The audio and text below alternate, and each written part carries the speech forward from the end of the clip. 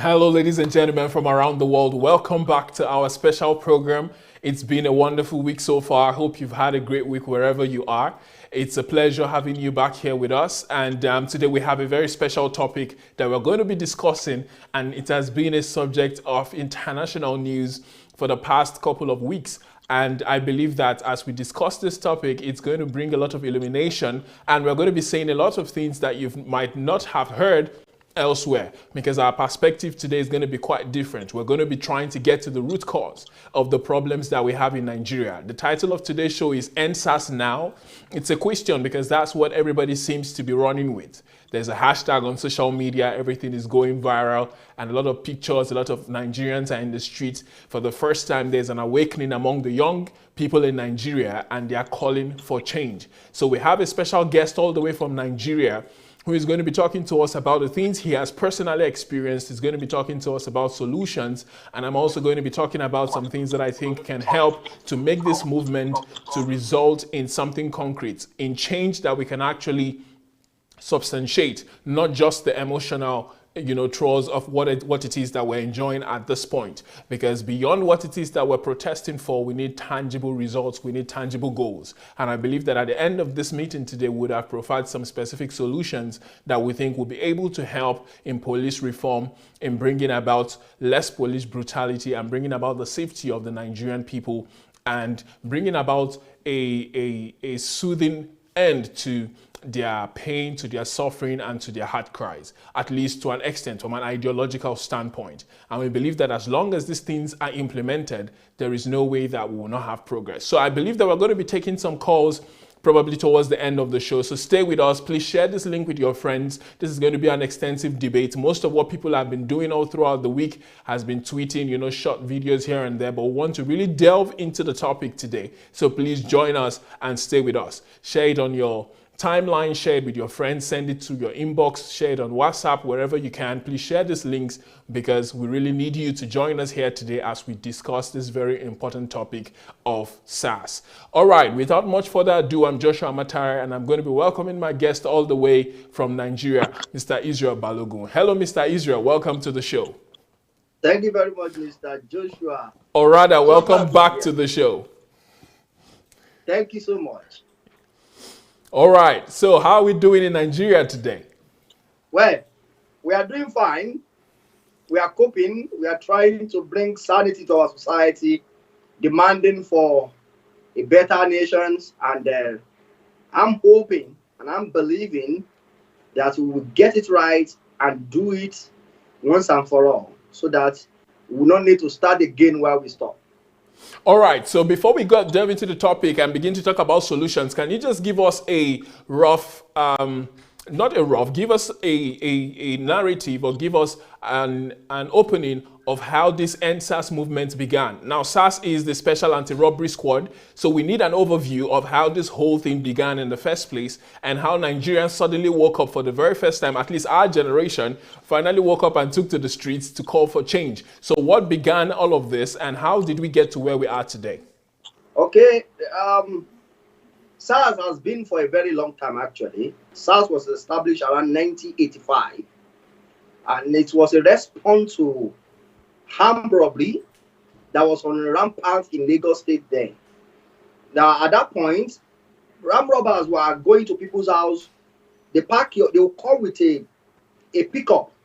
They will pack your load, not only steal your money. They will pack your load, your TV, your carpets. They will go with it. Cars were being snatched, armed robbers everywhere.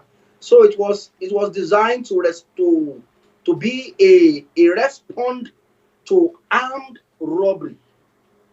That was the beginning of SARS. So as it progressed, a lot of things come into it, and then the people who are put in that sector because they were assigned to fight armed robbery, killing was not issue of importance. It's not big deal. Because most of the time they will confront with armed robbers, thieves, so they were killing. So killing became something that is not prone. They were not questioned for why did you kill this, why didn't you kill this, and all stuff. They were killing as they wish. So that was what was going on in that system. See, it comes to a point when they are no longer killing only armed robbers. They were even killing people who could have been, who is not armed. Because, okay, for example, but maybe some people are involved in bank robbery and you engage them, there's every possibility that somebody may die. At that point in time, police is not mandatory to care about either you die or not, because at that point you are being fired at, you should fire back. So at that point, anybody can die. But when it comes to even people who are not harmed, they may have suspicious actions, they may have things that is capable of charging them for anything, but they are not armed. Not only they are not armed, they are not attacking you. So, but because maybe you find some dollars with me, $10,000, $20,000, and you know if you don't kill me, I may question you or demand for your money. So if I find some money, killing you may be an alternative. If in the course of arresting you, you are arguing with me, and don't forget, people in this sector, they were also they use drug. People in this, can you hear me please? Yes, I can hear you. Go ahead. People in this sector, they are also individuals who are exposed to killing, as I've said before. So killing to them is not a big deal. Just like you kill, I've killed the guy. So when you kill the guy, you kill the guy. There's nobody going to ask you, why did you kill? So that was what was happening till it gets to the time when SARS began to arrest internet fraudsters. They call them Yahoo boys, and they begin to unjustly kill them, arrest them, kill them. They go beyond even internet fraudsters to killing innocent people who have never been involved in any form of crime because of their actions that is not guided by law. And one other thing that has given them that optimum behavior is because they have not at any point in time challenged. There was no punishment attached to their action most of the times. So most of the time when they kill, it's like I kill. And so, okay, look, when we get to experience, I will tell you some of the experience I have had with police, not personally as me, but some of the things they have done that I've seen. If police is doing this has to end. And I'm going to be also telling you that not only SARS that is doing what I just said to you, there are many other sectors in police system that is also doing many of these uncalled for on actions. So the outcry of the people in Nigeria today was as a result of overdue pain inflicted on many Nigerians through these officers. Or let me say, it's a combined pain, not only from SARS, but from epilepsy, electricity, from bad road, from insecurity, from bad economy, from different problems that we may have as our concern. The birth of this outcry actually came from there, but we have opportunity to now vet the anger on one sector. So that sector that actually come around at the time we are looking for a place to vet it happened to be SARS. And then many people have been killed so far, but this last guy was killed in Delta, and it was recorded by his friend. His friend put it online, and that was what triggered the demand. But before then, there was also this kind of outcry everywhere, but that one ended on Twitter. That was what we first create hashtag EndSARS. It went viral, I think around 2018 or 17. 2017, it went viral. We were making it. Everybody was saying EndSARS, EndSARS, but it ended on Twitter. But this time, the celebrities start making videos.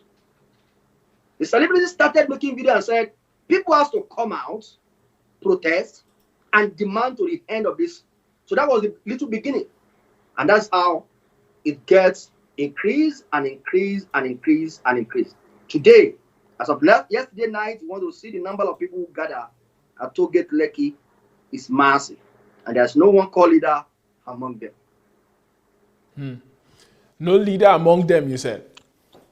Yeah, no one can say this is our leader. Everybody, Wow. what's that way? Okay, we'll get to that later. So now that it is that they're there with the EndSARS hashtag and they're calling for an end to SARS, what exactly is it that they want? Because from what I saw on the 11th of this month, SARS was officially disbanded. So what exactly are they still doing out there on the streets, and what is it that they're calling for, even after officially the president has told the commissioner of, or the inspector general of police, I think his name is Ahmed Mohammed, to disband SARS, and he said it has been done. In fact, he gave a 5-point agenda, and he said these are the steps that are going to be taken as SARS gets dissolved. So why are these people still out there in the streets, and why is the crowd even growing, like you said? Okay. What the people ask for is end to SARS, not change of name. The response of the government was not the same as what the people are asking for. People are asking that put an end to SARS means that that sector must be dissolved. In other words, if you will come up with any other method of fighting crime or armed robbery, it should not be in the same form of that sector. So what government did was, and the Inspector General of Police was not wise enough. It's not wise. He wasn't wise. He had a meeting with somebody who was invited, let me say, because I don't think he represents them. He was invited, and people channeled their request through him to the Inspector General of Police, and then he spoke to the person today. The next day, they announced another name. Yeah, I think it was SWAT now, I think. Pardon? SWAT. It was SWAT. They announced another name called SWAT. And what does that suggest? We only delete the name you don't want. We put another name. The same people, the same killers, the same corrupt officers are still the one you want to put in this thing called SWAT. And some people said, no, this is not what we're asking. We're asking you to debank, to stop any form of SARS operations. Operation of SARS that allow them to go on the road and stop and search your bag. That was actually, it was stated in that IG statement that there will be not such of a thing before. But that happened to be only mark talk, because they've said it several times. I've had a PRO of police saying that no police have the right to check your phone, but if you don't give them your phone, you will catch a bullet. Who said that? He said? Who said that? No, I said I had the PRO announcing to Nigeria that no police have the right to check your phone. Okay. But I said, if you don't give them your phone, you are going to catch a bullet. Okay, now I understand. Okay. What people are saying is the president should give an executive order that put an end to operation of SARS, not to change the name of SARS from SARS to SWAT. In other words, that same sector of police that was set up in 1985 should be scrapped. Okay. Should be removed totally, uprooted. And so if it's being uprooted, the question will now be, how do you want us to deal with armed robbery? All right. So that's another question that Nigeria have not been able to think of, but I think they are also thinking, because government has not engaged them, has not really engaged them in terms of, let's talk about it. This is the reason why we need this or that. But we are going to discuss that when we get there. But I think the demand of people presently right now is not that you change their name, don't change their name. If I were not even asking you to take the one who are killing now and bring them for training, we are asking you to uproot that unit from police force totally. Okay. But here's the question now that I have for you and for the protesters. If you want the entire SARS unit to be uprooted, What exactly is going to replace it, and what is going to be done? Because I understand that members of SARS are already members of the police force. They were just recruited to join that special unit. So there is no way they're going to get fired, from what I found out, from the police force. They are only going to be reassigned to other units within the police, or they're just going to become regular police officers that go about doing their jobs. But then these guys were put there. The entire SARS unit was set up as a result of Nigerians complaining about a spike in crime, a spike in robbery. And in fact, I was looking at the statistics in preparation for this show, and I saw that 67%, at least 67% of Nigerians are in daily fear of being robbed by armed robbers, or being, being bullied, or being or being under attack from people who want to take things from them. So there is an increase in crime, there's an increase in violence, there's an increase in thuggery. And this unit was set up specifically to confront those who were especially armed and going around molesting Nigerians. So if you want SARS to be uprooted, what is going to replace it?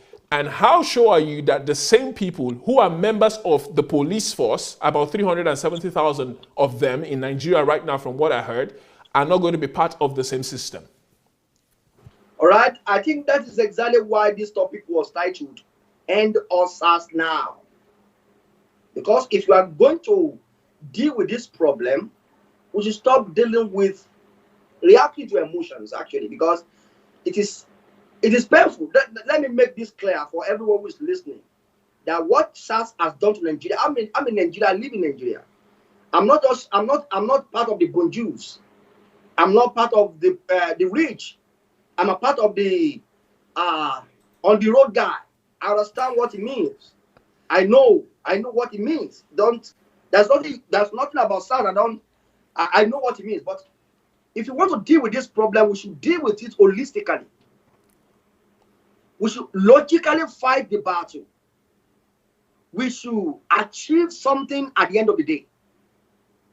Because if today President announced that any unit called SARS has been uprooted, we have not achieved anything. Good. We have only done what I call pleasing our emotion, and then that will not end the problem we are addressing. The problem I'm addressing right now is brutality of the police, injustice in the society. The problem we are addressing right now goes beyond police. Is talking about inefficiency of civil servants. The problem we are addressing right now is talking about the jumbo pay for legislators. These are the problems that SARS represents. SARS is like a typical example of every sector in Nigeria. And if anybody has a sector in this country that he or she think does not have the nature of SARS, you should mention it in the comments or call after this program to tell us one. And when I say sector, I include it to be within church. Because if I could be powerful enough to slap you and my member will clap, that give it to her. And then I can slap you and go scot-free. Nobody will ask me why I slapped that girl. That is the form of SARS in the church. When I say every sector, I'm talking about health sector. Health sector where somebody collect blood from people. If your wife is giving birth in public hospital, you have to give blood. You will donate the blood before you will give birth in that public hospital. You mean on that day that she's giving birth, or before that day? Before that day, the husband or relative of the wife would donate blood. Okay, because just in case she needs it, right? Just in case she needs it. Okay, so, during the delivery. During the delivery. But most times, maybe 100 people donate blood. Apparently, maybe 2 or 3 people may need it. But do you know the blood bank officer collect 100 bags of blood, she will only record 13 and sell the many blood to private hospitals. Wow. That is a SARS right there. That is a SARS right there. Do you know that an ordinary man who is in charge of oxygen in general hospital will collect money from different clients and share same amount of oxygen you pay? He will share it with 5 clients. And in the course of sharing it, some children were dying. I have a friend of mine who could have lost her daughter. If not, the guy was so vigilant enough. Every child that dies, he noticed that they were taking oxygen away from them. And the child will die. So he was asking, why do you take oxygen away from these people? He said it has been exhausted. That the oxygen they pay for has finished. When it comes to his own turn, his own child was about to need us. He was giving oxygen to that girl. Suddenly, the guy that removed it come again wanted to remove that oxygen. The guy insisted that he want to see that oxygen has finished fully.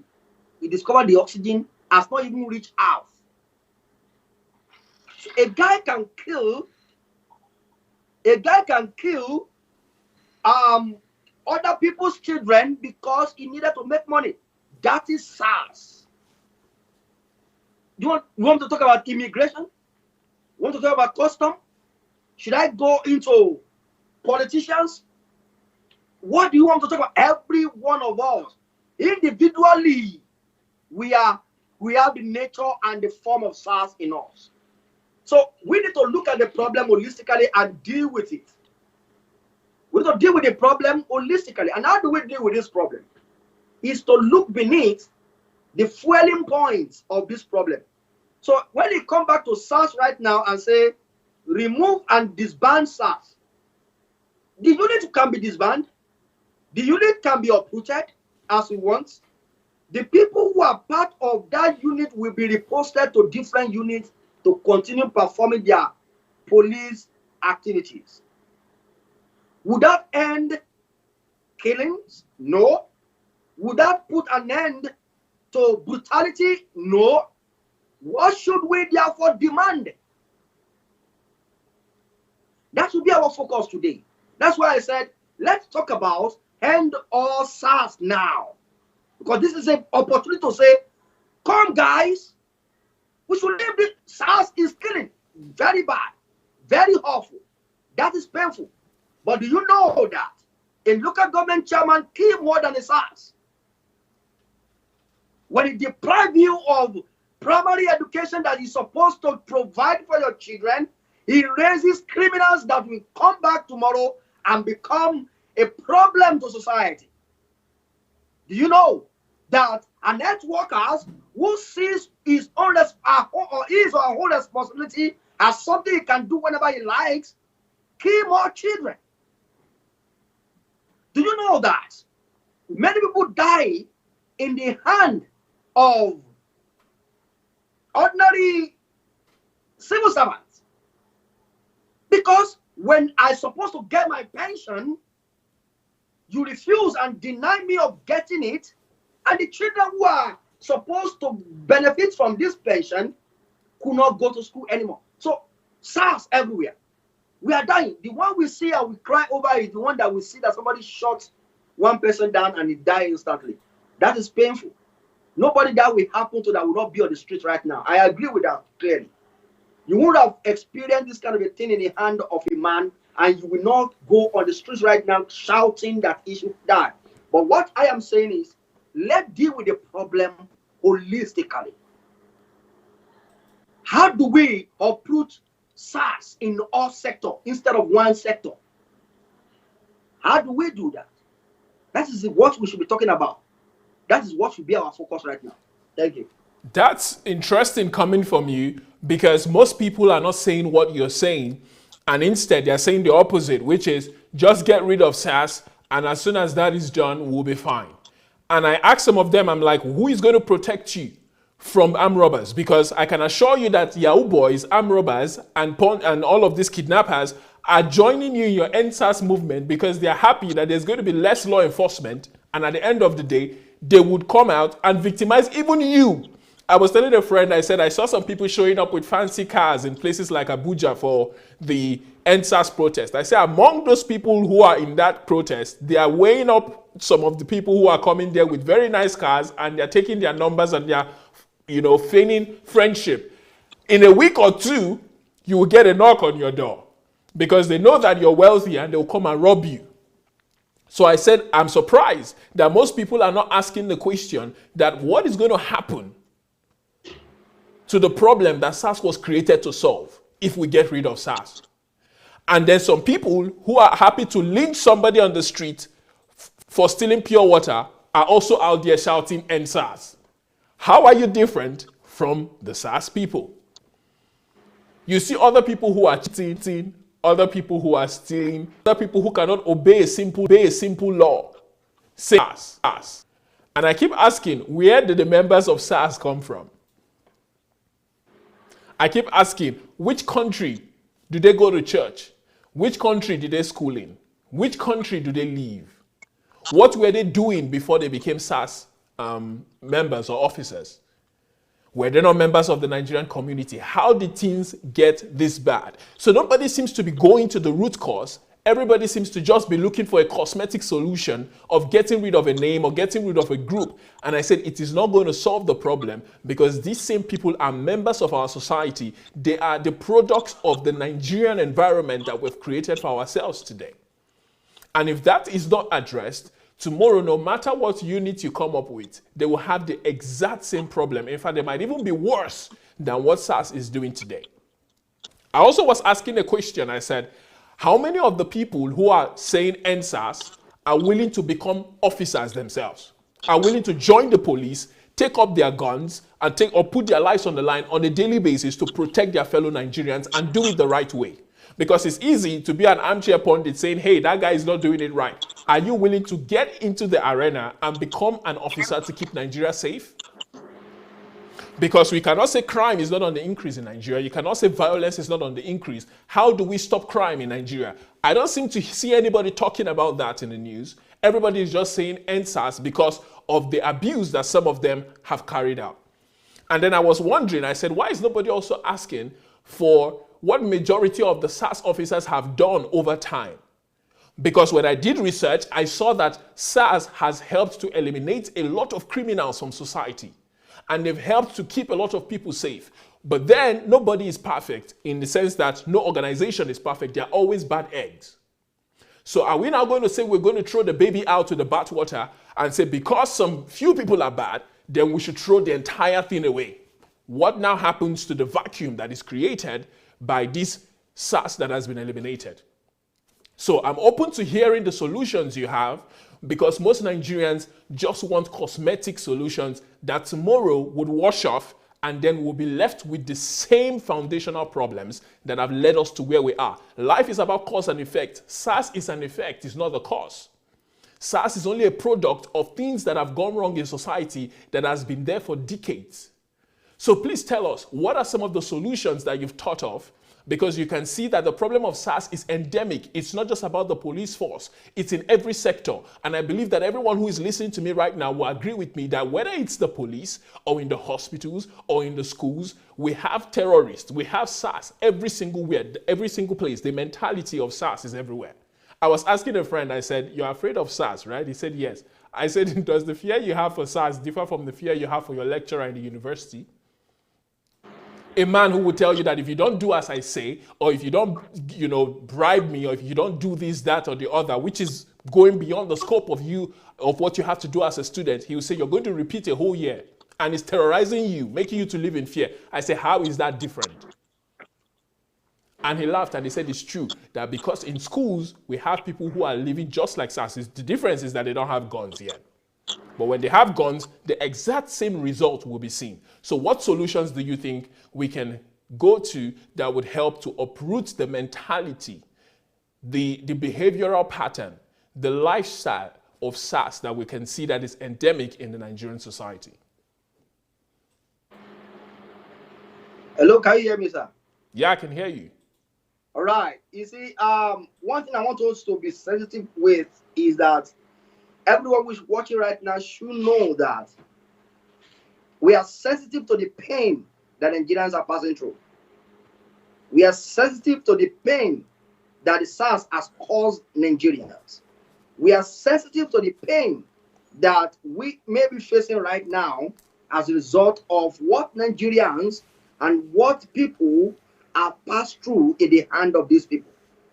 So therefore, from that angle, you should not think this is just to talk about supporting the actions and the extrajudicial actions of SARS. That is not it.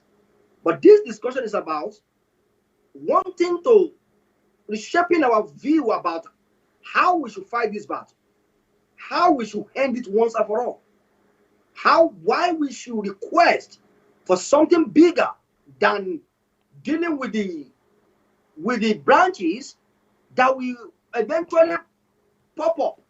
It will come up, it will grow up very soon, and whenever a branch grows up, it grows up more powerful, more stronger than the one cut off from it.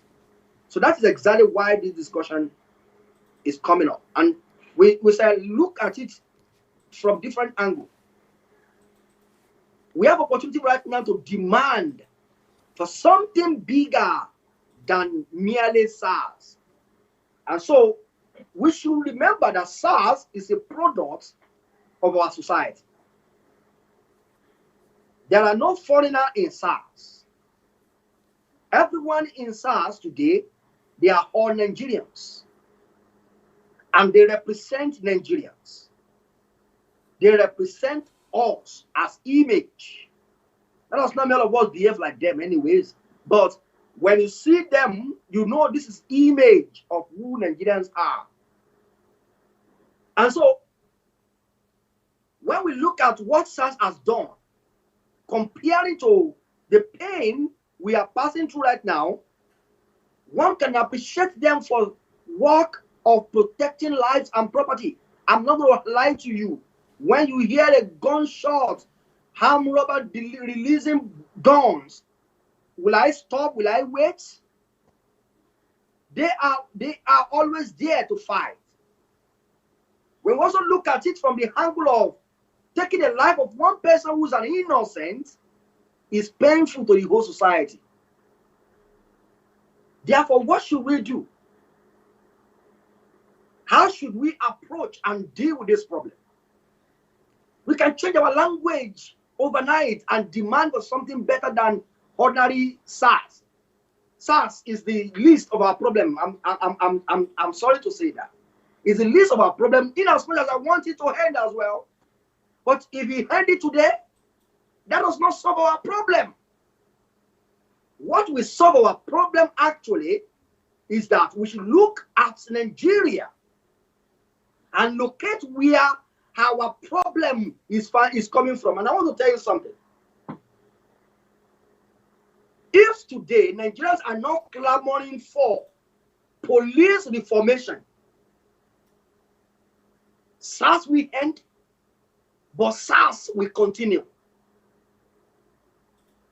If we are not demanding for a policeman that carry a gun, has almost 5 kids, and is earning 70,000, 75,000 naira. Imagine you have you are legally allowed to carry gun, not that you are carrying it in the hidden. You are legally allowed to carry gun. There is no welfare for you. Before you get your salary, so many tables have removed their own cut of that money before it gets to you. When it does get to you, you have responsibility more than what you can cater for. If a policeman, okay, let me start from how is the recruitment of a policeman goes. What is the caliber of people that join police matters. And why do you have this sector not being one of the sectors where people are interested in compared to other countries, other nations of the world? What is their welfare package? What is their take home? If I as a master's holder, I as a BS holder, I have a PhD holder, I want to join police, what will be my take home? we need to start talking about reformation of police in terms of, first and foremost, the kind of training that Nigeria police got. Mr. Joshua, let me tell you something. Do you know that many police leaving academy police training who have not handled a live rifle before? Live. They have not handled live rifle. I'm not speaking assumption. I'm telling you, I have two friends of mine who left police training. They were given wood when they are doing training. They were given wood to do training. It is when they get to their station of post, that is when they will first in their life hold a live rifle. When our police is not built on intellectual capacity, when we don't build police to operate on intel, in the 21st century today, Nigeria police are still mounting roadblock at every point on the road. Which of this criminal is so stupid that we be on the road with his criminal act? When police are not operating on developing 21st century, making use of 21st century gadgets to unravel, discover, prevent crime, they can get into crime before the crime is perpetrated. Most world today, they operate their police system on intel, information. They got to know about crime before it's being perpetrated in their country. When Nigeria police are still operating in recruiting people who cannot even press phone, they don't even know how to press WhatsApp. And this also is talking to us. You can't. We are saying, wait, let me not go there yet, because I don't want to cause problem for people to just say I'm speaking nonsense right here. So if we want to reform police sector must be reformed in holistic. Why should one man be in Abuja and is the one giving order to every other state, and then he's also lowering his allegiance to the president, because he know the president can remove him?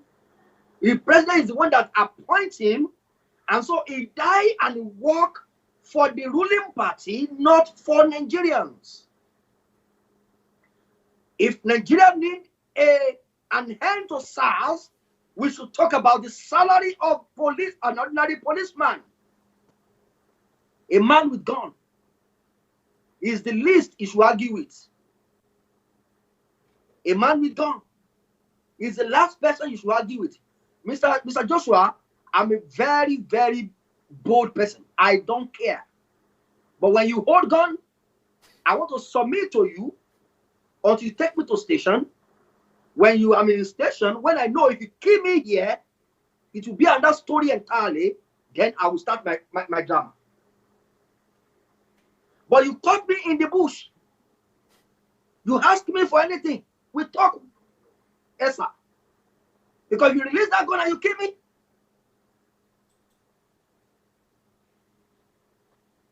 So we need to start talking about demanding for increase in the salary of a policeman in this country.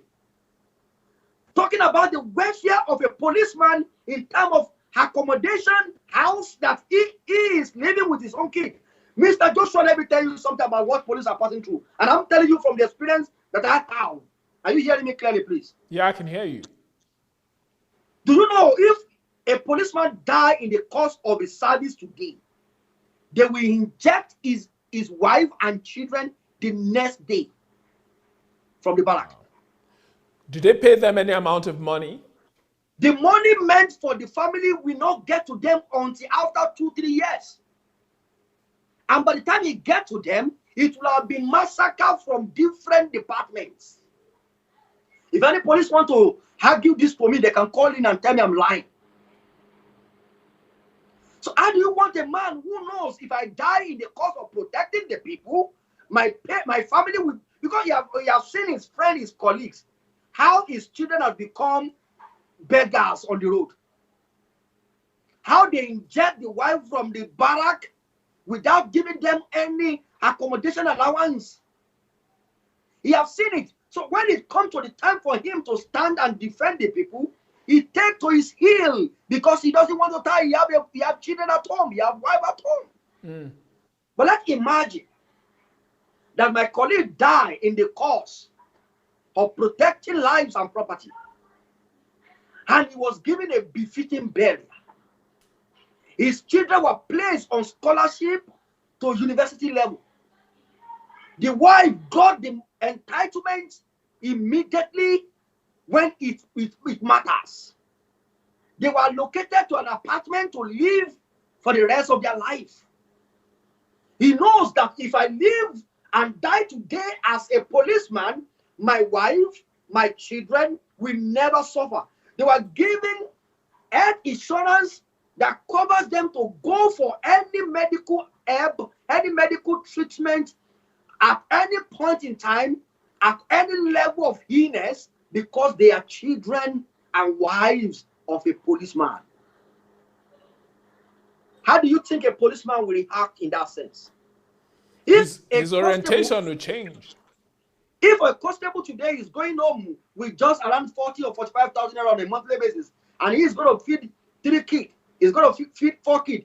Here I'm carrying gun every day. The gun I can point at you and make sure you open your purse and give me more money.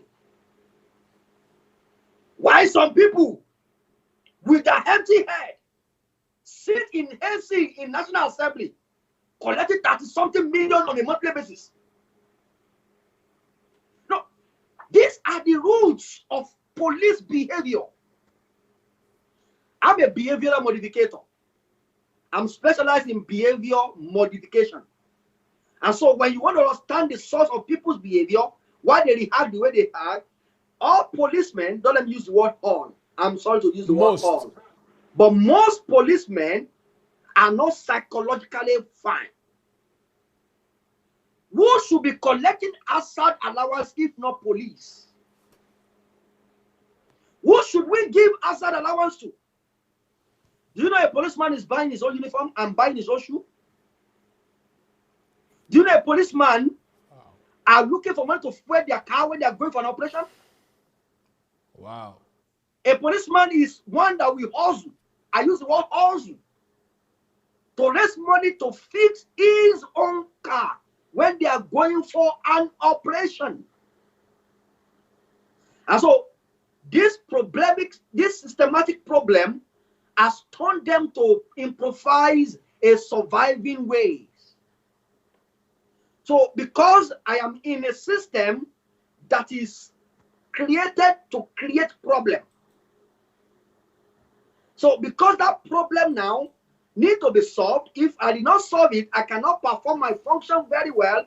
I need to improvise a way of solving the problem and do my job.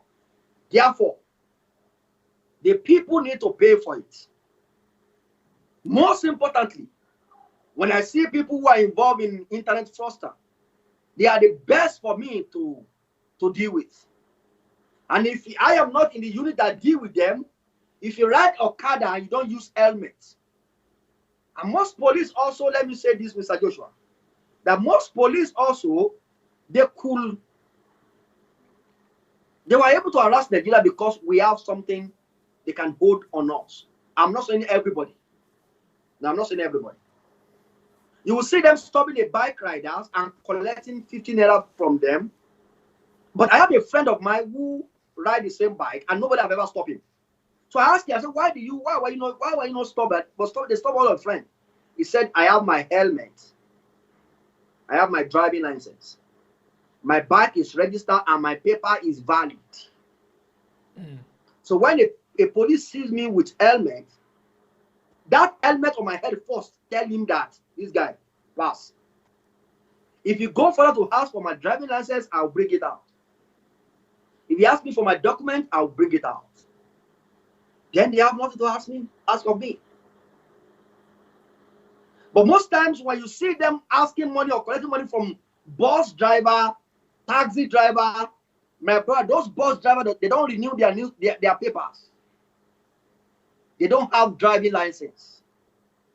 And they know that if they don't quickly pay the policeman, he will ask them for it because the police knows that they don't have.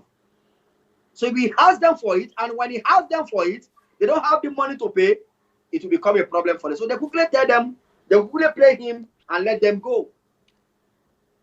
So systemic, we need to look at the system on which police is being run. Let me share one experience with you shortly. And I think this will help us in the course of this discussion. All right. There was a time I involved myself in the property business. So we try to sell land, sponsor some land and all stuff. So if we have issue with some Omonile, they call them landowners. So I was forced to go get police, starting from the nearest police station who could not handle them. I went as far as Zone 2. Zone 2 You call them Omonile. Who are those people exactly? Describe them to us for our viewers who don't speak Yoruba or who don't have some experience with them. Are the children of landowners. Okay. Their father owns the land. Okay. So they call them Omonile, yes. So when I get to Zone 2... Are you not negotiating with their parents? So how is it that they are not the ones threatening you? Because they are, of course, creating problems for the business you're trying to do with their own parents. So how does that jive? Most of the time, parents are not the one you negotiate with. They are the one that represent their family. They are like family. Okay. So the holders among the family will be the one talking to you most of the time. Okay. Even when you have the parents sitting, they are just sitting there officially. The children will be the one talking to you. But most times, they are in there for dubious business. Okay. So they try to charge you more than is necessary so that they can take a cut of it before they give the rest to their parents. Is that the... No, if that is their game, it would have been better. Okay. So what is their game exactly? Money, they try to get your money and never give you the land. Oh wow. Okay. So one land will be sold to more than 5 people. Wow. Yeah. And so 5 of you will be fighting each other, and then by the time you know it, they will still go ahead. And this is their method. When I get to Zone 2 to get the police to arrest them, I began to, when I report everything, and then I sat down, they were talking. The police were not talking their experience about Omonile. And one guy was saying, if God forgive me in my life, If I say, I know so God will forgive me. I said, okay, what happened? He said, there was a time that it was posted to a unit. And in that unit, they mainly use them to, when this will go, this is going to be on a platform worldwide. So I don't know the guy again. I'm not going to take anybody to him anyways. So don't come after me and say, show us the person. I don't know him again. I don't even know where he is. But it's a fiction. It's a fiction, right? It's a fiction. I'm just giving you a fiction. Thank you. Okay.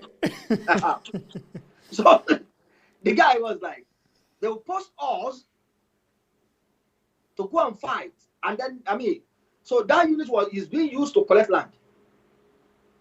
The people who sell the land will come to you and give you some money. And when you come to take over the land, the people who owns the land will throw a fight. In the course of argument, police will arrive. The owner of the land will run away. They will kill those people on the land and they will throw gun at them. Wow. I said the claim will now be that when they went there to go and settle the matter, the people shot at them. And yet they were killing a lot of people for these Omonile people. And so that is a typical example of the rottenness in police sector. That means the police just turned into assassins for the Omonile people. Of course. Are they the only one using them? You want me to tell you about how thugs use them? How thugs use them to settle their scores? And because they have the legal right to carry gun, and when they come to a scene, they have the duty and responsibility to protect themselves from being killed. They can frame you to shoot at them, to have shot at them, and then they can kill you from there. These are the typical example of what Nigeria police look like. So when we talk about EndSARS, we should be talking about EndSARS. And the first thing that must be done is that SARS must be, police force must be reformed. Reformation from the top to the least. And what caused last reformation is law. No nation thrive, I repeat, no nation thrive above the level of the soundness of his law and commitments. His commitment to implementing and executing the law. Two things. If the law that govern and that check the activities of Nigerian police is not sound, if it is sound and there is no one that is committed to implementing, executing such law, SARS will never end. Pray, do work prayer from now to eternity.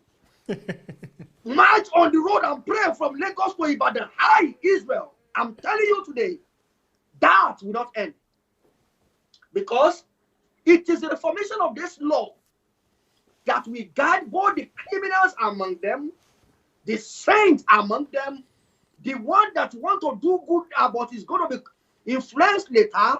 It is the reformation, not only reformation, not only sound, but commitments to implementing laws and order.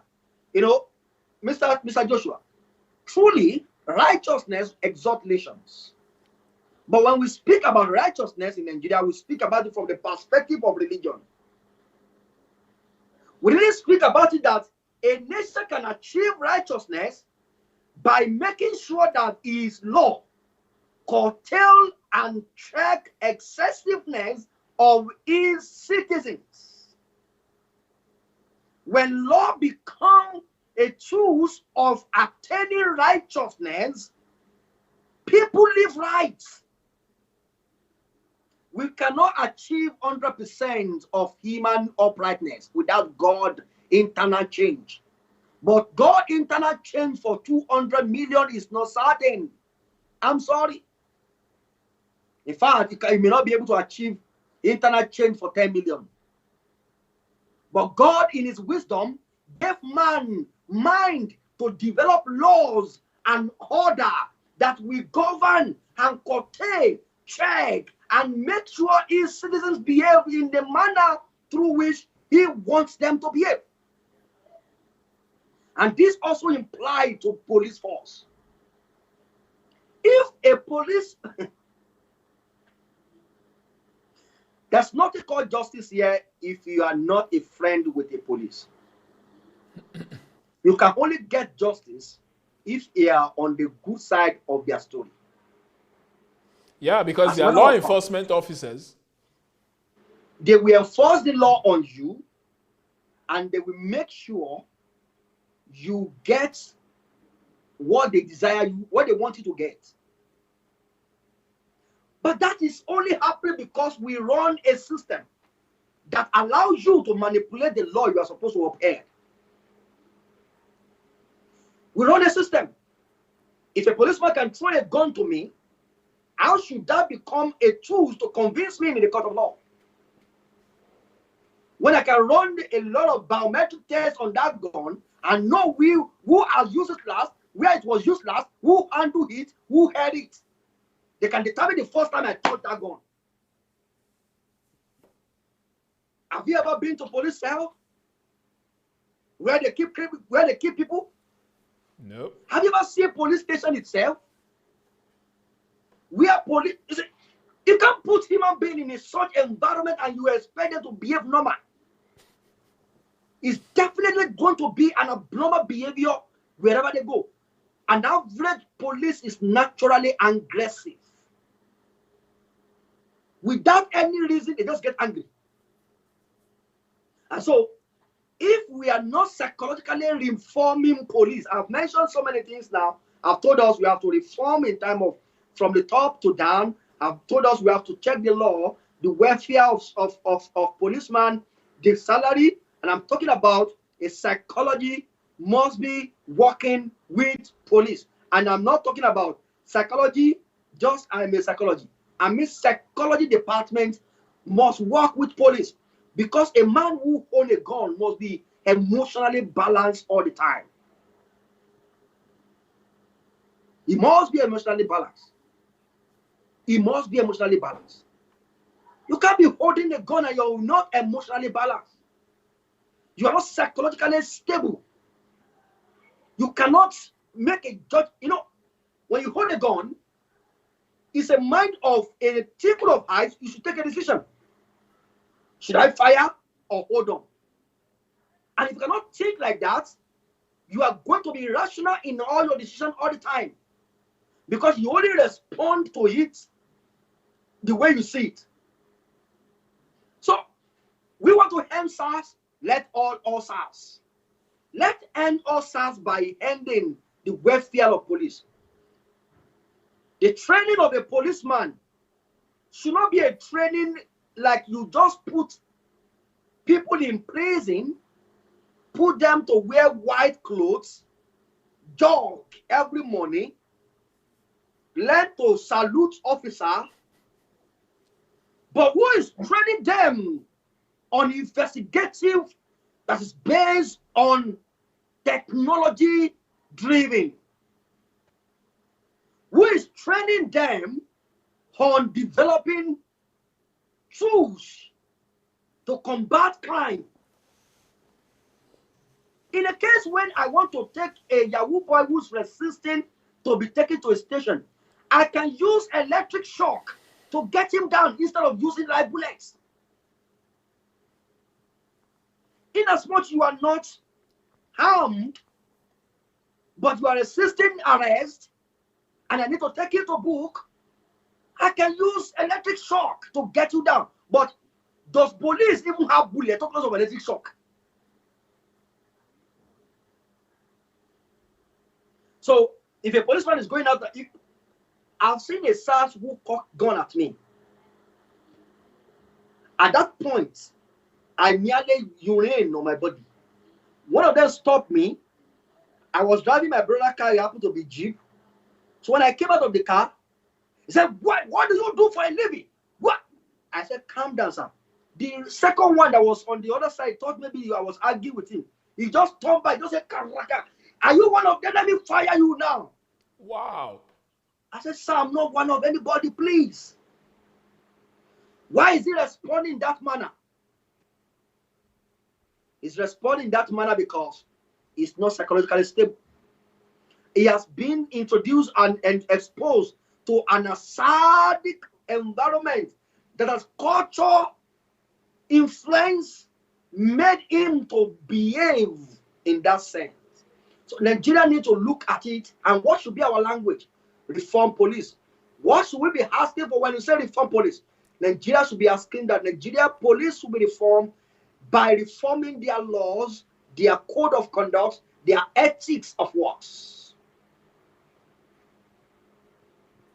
You as a police officer, you can't have interest in a case and take it up. You must follow what instruction the boss is giving unto you. You will lose your job, or they will post you to one village at Sambisa, where you will go and suffer the rest of your life there. If your senior officer is telling you this is the way, and you are saying, sir, this is what I think is right, you cannot say it. So Nigeria needs to come up with something more robust, more better. And if I'm allowed to go further, yes, beyond please, go ahead. police force, beyond police force, you know, before I leave police force, let me say this. Every police also need to understand that every police officer gets into police force coming from a background, from a family, from a home. And so the value system of Nigerians also matters. How do we develop our people, our country, to behave rightly? I don't want to be talking about what our own side of the problem is. What is our fault? To be candid with you, Mr. Joshua, we should not lie on these people totally. Some of these people are decent enough to ask you, please park, let me see your paper. But because it's a police asking me, police asking me paper. I'm not disputing the fact that police excessive is much. But I'm also saying that we also respond in a manner that police asking me paper. You hear them saying, okay, what's the problem? What do you want? And so what? And from there, because the policeman knows that, okay, you want to ridicule me, look on me and think I'm not nobody, I will show you problem. You see the difference? Most time when they stop you and said, good afternoon, sir. How are you, sir? I'm fine. Okay, you hear them saying, okay, what do you have for us now? You want to hear me? You want to hear me? I collect Roger from police. How do I collect Roger? From Lagos to Osun State, when I travel, I see more than 1, 2, 3, maybe eight roadblock. And when they stop me, okay, what else, sir? How are you, sir? Before you ask me, what do you have for me? I say, okay, I beg, dash me 200. He would just bust to laugh. Hey, this is bad. Me, dash me money. Make the police give me money too now. You see him put his hand in his pocket and bring out of the money he has been collecting and dash me. Most of the time, I collect money from them.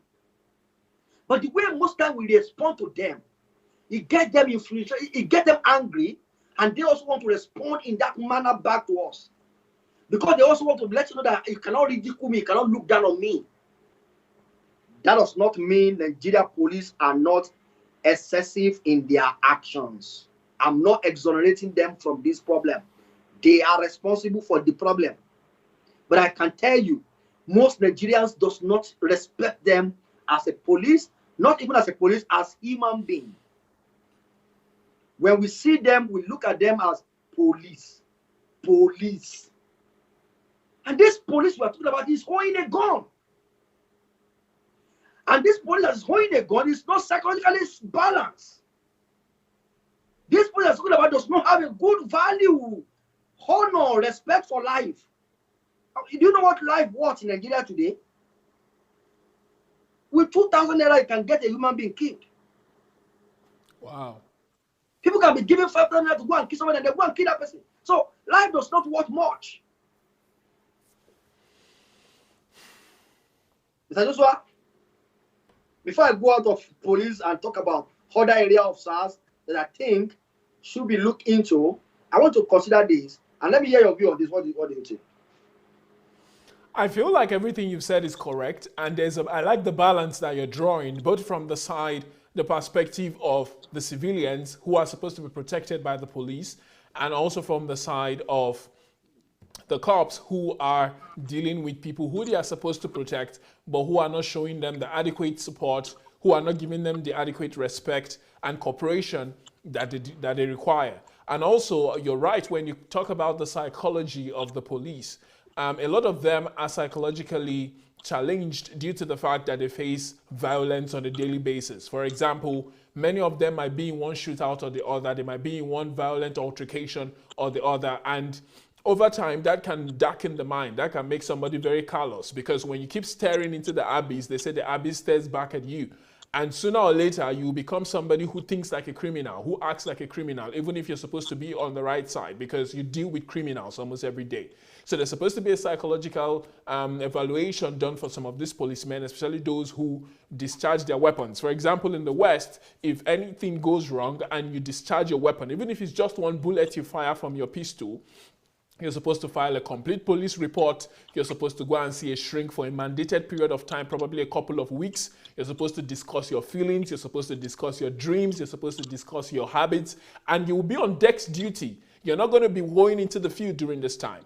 So during this psychological evaluation, you're going to be on deck's duty. You're not going to be pushed back to go into the public yet until you've been certified by the psychologist to be properly in good mental health. Then you can go back into society. So that is how civilizations are being built and law enforcement is done in the West. Now in Nigeria, we don't even have shrinks or we don't, I like calling them strings and they don't like that. We don't have psychologists to help our police officers who are going through trauma, who are going through one challenge or the other, who are seeing violence on a daily basis. They don't have any coping mechanism. Many of them, alcohol is their coping mechanism. And when you have a drunkard holding onto a live weapon, and the difference between life or death is him just pointing it at you and pulling the trigger, there is no way things will not go wrong. It's like we're living in a jungle where it's just those with power who just enforce and oppress those who have less than they do. And it just keeps snowballing like that all over society. So I think what you've said is very right. And there has to be a holistic approach to reforming the police. I love the police reform hashtag. That is my favorite. I don't really buy into the EndSARS mentality because it is a cosmetic solution. I prefer the police reform because it talks about character. It talks about manner of approach. You talked about the fact that some policemen just meet you and they begin to harass you over nothing. Even the way you talk to someone, the person should feel that this man is on my side. Most policemen, when they stop you, you feel like you're under interrogation when you've done nothing wrong. In fact, in the West, for them to interrogate you, I saw something some time ago, and I and a friend were making jokes about it, how the British police arrest you. They will come to you and they'll say, oh, hello, sir, can you please step out? We want to talk to you for a second. And then when you're stepping out, the next thing they're bringing out their handcuffs and they'll say, please, sir, can you turn around for us and put your hands behind your back if you wouldn't mind? And you're somebody who is being arrested, and then you're putting your hand behind your back and they're like, okay, please walk with us to our car. Please watch your head. They will even help guide your head into their car. And you're a criminal going to jail. So they have respect for human life. And that is something you mentioned. Most Nigerians, I am very sorry to say, but we don't have respect for human life. We don't even know what it means to have respect for human life in Nigeria. And that is why that same issue is being seen in the police. So when you have somebody who has mental problems or psychological imbalance or has a lot of emotional issues due to the fact that he's not getting well paid, he cannot take care of his family, and he's seeing young guys who are a lot younger than he is enjoying life and they seem to be living large, he becomes bitter, he becomes angry, he becomes jealous, and then he acts out of that jealousy and tries to extort some money from them, thinking that will make his own life complete because he needs to pay his bills. All of these things are issues that have to be resolved. And that is why I wasn't happy when I was looking through the internet and I said, what are the policies that these people are calling for that should be passed in the legislative branch? A lot of them were shouting about Buhari. I said, Buhari does not make laws. He's the president. We should be talking to the senators. We should be talking to the House of Representatives, because the laws they pass are the things that are going to be enforced. And that is where what you said about law comes in. If there is no law and there's no proper law enforcement, there's no way the society will be able to work in a cohesive way. There will always be these issues of violence coming in from the police, because the police don't see themselves as part of the community anymore. They see themselves as above the law, instead of them to see themselves as people who are also part of the system, part of the law, and are supposed to protect those who are not walking around with live weapons. So it's a very extensive thing. In fact, I feel like if we discuss the whole of this today, we might be here for 3 hours. But yes, I believe that what you've said is correct, that we have to have a holistic police reform bill. We need to go into genuine police reform from the bosses to those. Imagine you telling us now today, I don't know whether other viewers knew this, but I didn't even know that in their training, they don't even use live weapons. Because when you go for training in the West, you have to use, first of all, you use the rubber bullets. And then after the rubber bullets, in your final stage, you use live rounds, because they need to put you in real dangerous situations to see how you react under pressure before they put you in the real world where you get to hurt people. And then when you get to shoot someone and the person's life is gone forever, and then you say, oh, it was a mistake. That is negligent homicide. You go to jail for that. So in training, they will put you under the most intense of situations to make sure that you know how to handle pressure with live weapons. And when you pass, that's when you're now graduated into working with a senior officer over time before you're left on your own to even do things by yourself. So the training, the salaries you spoke of, I was listening to a woman who spoke about how she collects just 65,000 naira a month, and she's got kids to feed. She said it's not even enough for her transportation, for her to go from her place of work to her house in a month. And she says sometimes they don't even get paid for several months. How is such a person supposed to function as a law enforcement officer when they are not well taken care of. So it's such an extensive topic, and I feel like there's a lot that has to be done to bring about police reform, both from the side of the police and from the side of the civilians. And I just want to say before I go on that I applaud the fact that Nigerians are finally awake. It's like we've been asleep up until this point. If they told me some time ago that Nigerians will have a viral hashtag, Nigerians will be in the street protesting, I wouldn't believe it. But I'm happy that finally there is a movement that is waking the conscience up of Nigerians, that is waking the passions up of Nigerians, that's making Nigerians to say, okay, we've got a problem and we want solutions. Now, many of them sadly don't have solutions, but at least they're expressing the fact that they recognize that there's a problem and they want someone, anyone, to give them a way out of what it is that they are facing right now. So that is something to be commended. And also, my heart and my sympathy goes out to those who have lost their lives in this protest. They are heroes because they came out to peacefully protest and they were met with force. I don't understand why the Nigerian police is using force against peaceful protesters. These people are not causing any harm. These people are not attacking anybody. They're just out on the street asking for something that is their right. I don't understand why they are being shot. I don't understand why they are being bullied. They should be left alone to protest. In fact, in the West, when you're protesting, the police are there to protect you because protesting is part of your right as a citizen of your country. You have the right to have your voice heard.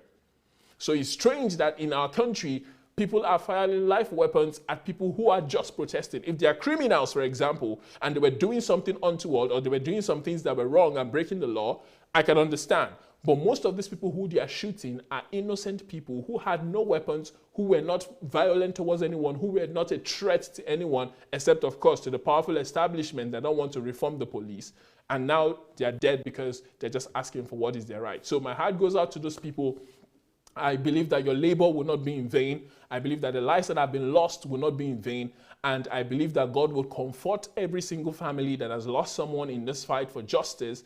And I believe that at the end of the day, we'll have a more just and equitable society, and the lives that have been lost will not be in vain. So my heart goes out to those people, and I want to say, just keep asking for what is right. Keep seeking justice, because without justice, we won't have a fair society. Without justice, we won't have peace, we won't have joy.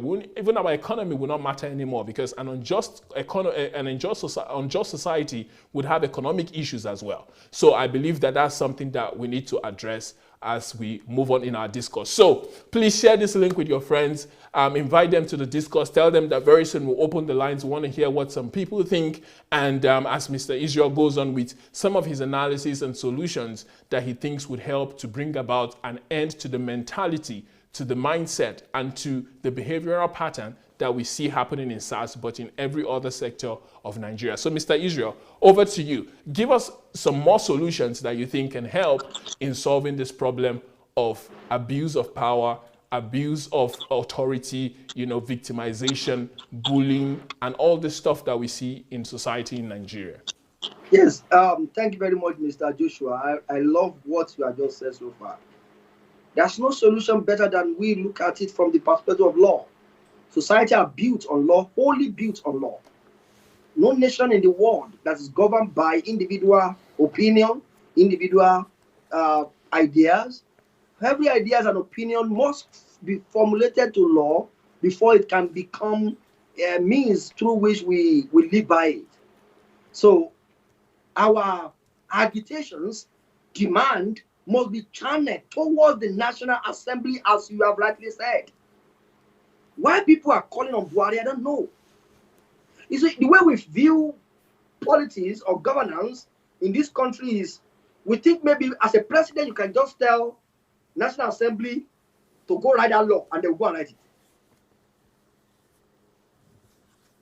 That may be what is happening in our country, but that is not the way nation is being governed. So nations' laws are made, or executive arm of government can propose a bill, legislature can propose a bill, organization can propose a bill, even individual citizens can propose a bill through their own representatives. And when the law is being proposed for the betterment of the society, we should channel our opinion, our thoughts. And I'm not saying the streets we have occupied is not needed. I am saying it's needed until they listen and they are ready to hear and do what is being demanded.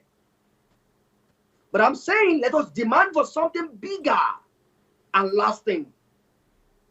Because when you demand for end of SARS, and you do not demand for reformation of the law that is being governed, that is being used to govern, you mentioned something you just amazed me when you said it. That a policeman will release, when he releases a bullet, he has to give account of. Are you kidding me? Absolutely. He has to write a report on everything that transpired The from the policeman beginning that will get to a to the burial, end. the policeman that will get to a burial ceremony, and he will first shot like 10 rounds of gun. Pa, pa, pa, pa, pa, pa, pa. The policeman that will get to wedding. I attended a wedding of recent somewhere, and a policeman came in. What the policeman, those two police guys, I think, I don't know who they follow. They just released live bullet. Pa, pa. I was angry where I was. I stood up and said, why? The man saw anger on me and said, you, come here. I said, are you talking to me? Wow. I said, are you sure you are talking to me? Because I know you will not want to kill me in somebody's wedding. Later he look away. But if a man can just shot a gun, the same police that you are talking about now, Yeah. the same Yahoo guy that said police harass them. Police are being hired by Yahoo guy to escort them. Criminals hiring the police. Yes, when they are going to club, they hire them to club. When they are going to party, they hire them to party. Police will be the convoy. Will be the one that will follow them to near club. Yahoo guy will hire police as a security. When the people, I mean, why should pastor be going with police? Nigeria is over 2 million people. We don't have up to 700,000 policemen as I'm talking to you. Nigeria has around 600. We have 370,000. We have about 370,000, not up to 400,000. If you mathematically explain that number, you will know how many people a policeman is securing. For now, 200 million people. A 6 policeman is being attached to 1 politician. Wow. What is a celebrity doing with a policeman when he can hire I'm sorry. private security? I'm sorry. Did you say 1? Most politicians go around with 4 or 5 policemen. 1 is small. One politician is working with 6 policemen. 6. Okay, I didn't hear the 6. Okay, 6. What is the duty of a policeman guiding a pastor? A pastor will be hiring the whole convoy, the whole bus, the whole van of police following him. And the same police will be beating the citizen he's supposed to protect. What is that the fault of is that of what police should put an end to? Today you will hear IG withdraw all police from the personnel or whatever it is. And tomorrow you will see the policemen with them again. What is the policeman doing with artists? With celebrities? Private. So that means out of the 370,000, we have maybe 5,000 that are already allocated to the celebrities, to the politicians, to the wealthy, and those ones are now not guarding the rest of the population who are already underserved. That's the truth. Because what is a policeman doing? See, I mean, you see a policeman guarding the house of a businessman. Instead of policeman to be guarding community, policeman will be allocated to a businessman's house, not 1 car, not 2 cars, 3 cars will be parking around his house. Instead of policeman to be guarding community. Community now involved where the rich man is living and the poor man is living there, but the policeman is guarding. So what are we talking about? If you end SARS, how do we end this nonsense? And this one's killed more than SARS. And this goes to a foundational problem that we have in Nigeria, which is a materialistic problem. We are very materialistic. If you don't have money in Nigeria, you don't count as a human being. Of course. And that is The definition why, of human being. yes, and that is why 4 or 5 cars will be guarding one rich man's house while the rest of the community is left unguarded. In fact, you might be under attack from thieves. You might call these policemen and they'll say, we are not here for you people. And then those people are left at the mercy of armed robbers. The definition of being human in Nigeria is basically defined by how much you own and how much you have. So if you want to end SARS, we should look at our value system actually. Mm-hmm. We should place a strict, deliberate decision to change what Nigeria hear, what they see, what they listen to. For the next 5 years, 3 years, 2 years, our media should be censored. Messaging from the pulpit should be strictly placed under censor. Because belief is formulated by what we hear. Even the Bible is so clear about it. Faith comes by hearing and hearing. He repeated it twice. You know why? It's because whatever you persistently hear formulates your belief. Whatever formulates your belief determines your actions. And when you are taking action, you are taking it basically from what you believe. And so if we are not conscious about how we feed and what we feed people with, we will have a nation full of materialistic. And let me tell you, the underground value problem of police, apart from law that is not implemented and all stuff, underground value collapse of a police is materialistic. Mm. You want to see some houses built by members of SARS. A policeman earning around 85,000, owning a mansion. A policeman that his salary is no more than 90,000, building house worth 25 million naira, driving car worth 5 million naira. Where do you think his feed is getting those things from?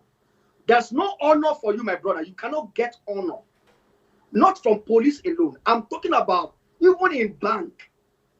I imagine how people who have big money in accounts walk into bank and they were specially honored. But the guy who has 750,000 naira, or let me say, the guy who has 7,500 naira walk into the bank and is allowed to go and kill. You can't get honor in hospital if you are not ready.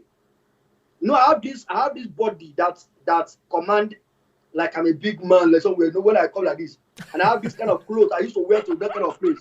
When I wear this kind of clothes like this, you would think, good afternoon. I say, good afternoon. Good afternoon. You put bars in your voice. That is the language of Nigeria. If you don't put that language. But I begin to wonder, why should I matter because of what I wear or what I have? I should matter because I'm a human being. That is a basic, fundamental problem of a policeman which is coming from values. And that same value, you take that value into policing. And policing for him is a means of becoming wealthy. Yep. And so a police is a legalized Yahoo boys. He waits for you to get the money from your maga and he's trying to collect it from you. He's waiting for his share.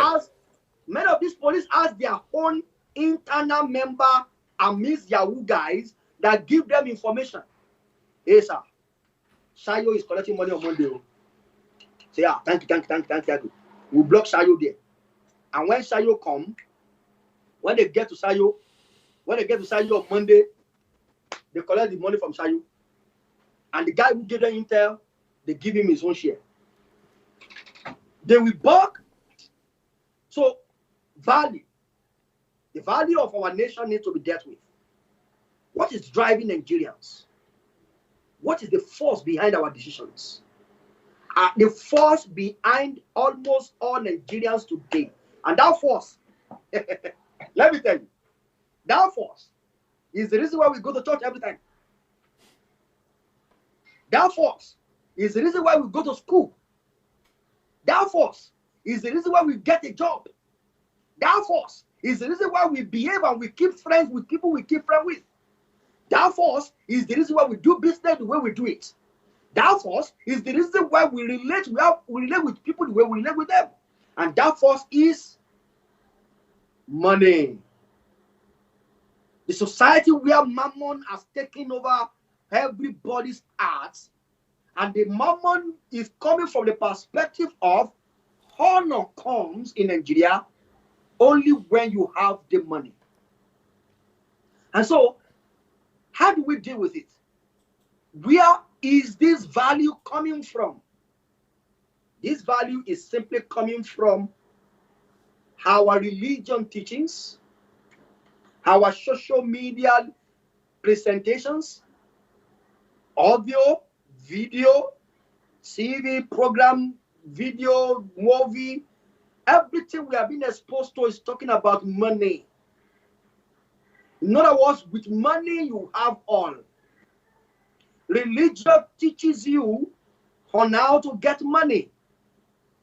And if you don't have money, you are nobody. Those who did not teach about getting money, they tell you about beautiful heaven that you must not bother yourself about the heart, but worry about the heaven you are going into, which is so beautiful. The same message that the Boko Haram member preached to their home member, that there's a place they are going into where they have 70 virgins waiting for them. Kill them, die, you will have that reward waiting for you in heaven.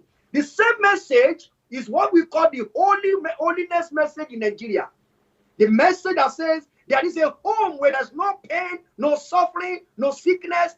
Don't bother about anything here. Just please God. When you get to that place, you will have eternal joy. What is different between you and Boko Haram members? Because you neglect the society you are created in the first place to make better, in order for you to go to heaven. The same heaven where you come from. Except somebody wants to tell me not everybody is born for a purpose. But if I'm born for a purpose, why should I neglect my purpose and focus on going back to where I came from? Excuse me? My government from Nigeria sent me to China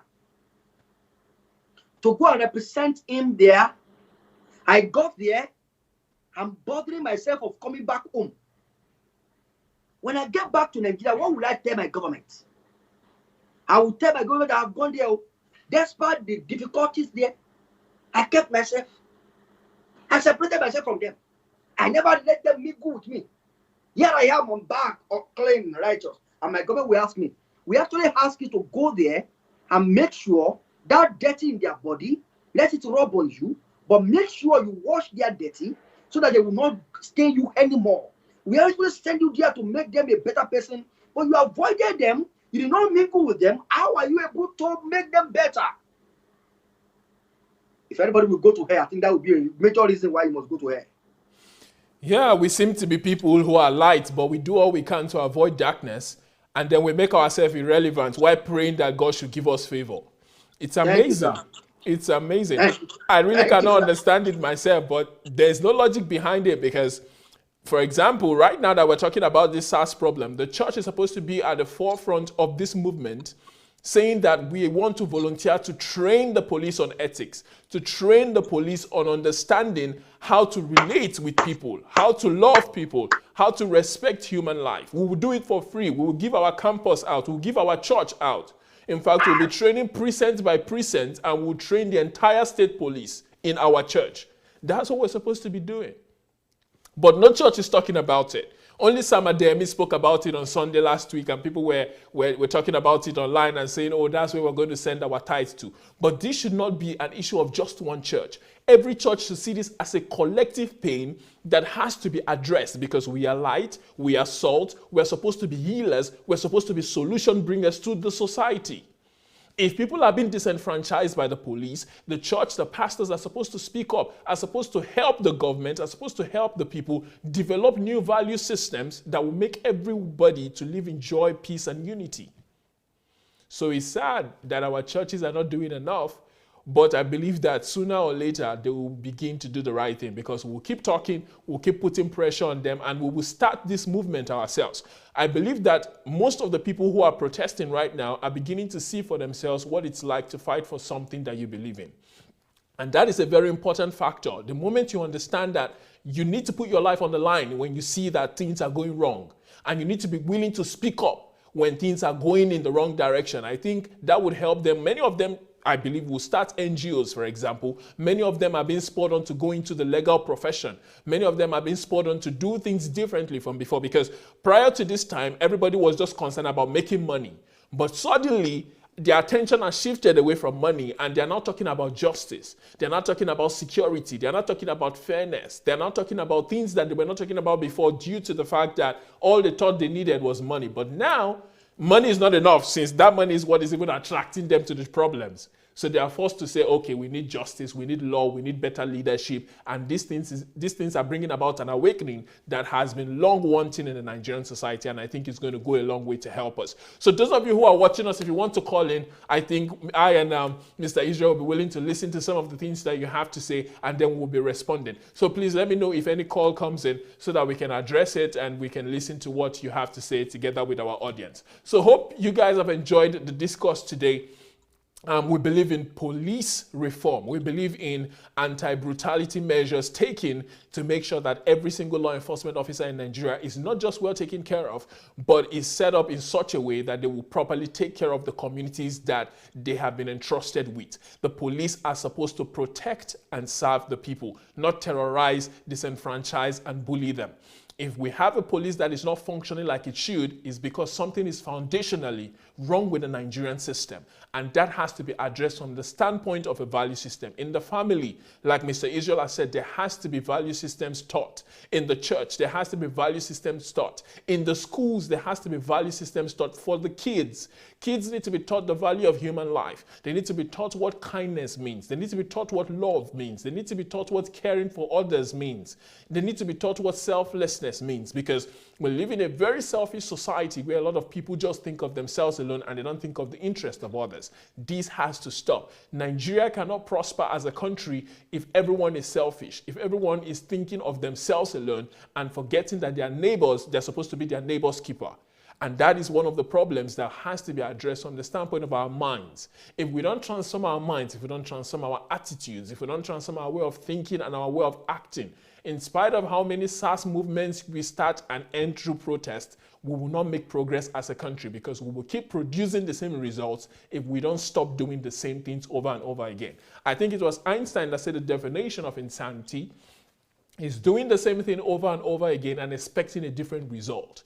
You cannot claim that SARS is creating problems right now, or you cannot complain about the problems that SARS is creating while you are doing the exact same thing that they are doing. The change has to start with us. Every single person has to take responsibility for their lives and say, how am I doing things that are wrong in my own life, and how can I become a better person individually? Because most of the people in SARS, probably they were told in training. I was listening to a police, I don't know, Mr. Israel, did you see this video of a police officer who was telling them that, have you forgotten the training that you had in the academy? He said they were trained in the academy to let armed robbers go if it means taking an innocent life. Did you see that video? Yes, sir. Yeah. So I said, how is it that you're trained not to fire indiscriminately and even allow an armed robber go if it means taking an innocent life? Then suddenly you're not, in fact, you're not going after armed robbers anymore. You are now intentionally taking the life of innocent people. It's like a complete distortion of everything they were taught. And I believe that part of the police reform needs to be penalties for people who break the law within the police. There has to be a massive deterrent within the police force, that when you're a policeman and you break the law, go to the US, go to most of these North American countries, you will see police in jail. There are a lot of them there. If you're caught in corruption, if you're caught abusing your power, if you're caught doing the wrong thing, especially when it borders on criminality, you will not just be fired, you will be sent to jail, because you will be prosecuted like every other criminal on the street. To whom much is given, much is required. But we don't have people who are going to jail. Sorry, before you come in, I saw the governor of Port Harcourt yesterday. I think that's Governor Wike. He was talking about the fact that the last panel that they had, they were able to find out some of the things that were wrong with the police system, and there were some policemen, in fact, who were found wanting. And they said they've given their names for prosecution, and nothing has been done for a couple of years now up until today. So he was challenging the vice president, who came out and said that it is the governor's responsibility to reform the police and to, follow through with most of all of the things that the SARS protest members were asking for. So he was pushing back and saying, we're not going to set up another panel when the results from the last panel we've not seen. And in fact, the things that we prescribed and the things that we said should be done have still not been done. And you're telling us to set up yet another panel. He said, who is going to pay for it? So I see that even within our government, there is no cohesive or there's no coherent message. We're hearing a different thing from the federal government. We're hearing a different thing from the state government. And even the protesters don't have a unique message aside from EndSARS. Okay, we've ended SARS. What next? How do we make this change systemic? How do we make this change concrete so that everyone feels it and knows that sincerely something has changed? We don't just want people to change the color of their uniforms. In fact, SARS were not wearing uniforms before. I think the only change now is they're going to start putting on uniforms as normal police officers, and it's back to business as usual. So nothing really has changed, but there has to be a transformation of the mindset, of the way, of the modus operandi of the police in Nigeria if we're going to have peace and prosperity. What do you say to that? Mr. Joshua, the major thing I was hammering on is there will be no end to brutality in Nigeria police force, or there will be no better nation called Nigeria except we look into our law and the medium through which we execute, interpret, and implement the law. Because this law is the key upon which nations is being governed. And that's why I was saying that if a policeman knows that if I kill you, nothing will happen. The worst that has ever happened was my colleague who did it was demoted. That has been the worst. They call somewhere, they call it slaughter. Is it slaughter or? There's a name they have for it in anywhere you see command, or they call it area F or something like that. They have name for that kind of place. The moment they take you out of your cell to that slaughter, you are going to be killed. Wow. The moment they call your name and they take you to that slaughter, it's fire. They will. I was in a police officer's car. He was calling a car wash. Is that about? And they bring my car. I mean, you want to be the way the way blood stay my car. Jesus Christ. I said, wow. When he dropped the car, I said, sir, you said what? So one stupid guy just they mess around me. I kill him. I drag him body better and motor. See blood. I said, this point, he stay my car. He was talking as if he kill a goat. Even to kill a goat, you must take caution. But this is continually happening because nobody is being sanctioned, punished for such action. Until we begin to make law and implement the law, making sure anyone who break the law is duly punished. By the time you see 2, 3, 4, 5 of your colleagues that are now sentenced to life imprisonment, that will send a very strong warning to every other person. And lastly, I want to say this. For vice president to say that the state government has the right to do this and that, do you know what it means in Nigeria? That a governor cannot tell a commissioner to carry out something he cannot without the approval of the Inspector General of Police. The chief executive of a state cannot, if you are not in the good book of the commissioner, instruct the commissioner on what to do. A commissioner must receive an approval from the federal. If you ask a commissioner to investigate a case, and if that case you are asked to drop that case from the federal level, from the Inspector General of Police, from even Assistant Inspector General of Police, what do they call it now? AIG. AIG usually be the head of zone. They cover 2 states. If they're the one that asks you to drop the case, you will drop it. So what are we don't have it. If I'm even going to talk about Nigeria as a whole, Nigeria need a national conference that will sit all down and reason within our law and see the kind of law we have and why we must design a law. And the way we design our law must become a way we live by it and submit ourselves to it. This country is a mess because our law has little power. You can't take anybody to court and be sure of justice. There's no way you can. If you don't have money, you cannot even forget about it. Who are you? You don't have money. So this is systemic problem that we are facing in this country, and here we are today with the problem of SARS brutality, and that is happening in every sector because the same system problem that we have in SARS is the same problem we are having in every sector. And the way out is values of Nigeria must be dealt with. The law that govern our system must be revisited, and people within police must be taken care of, their welfare, their salary.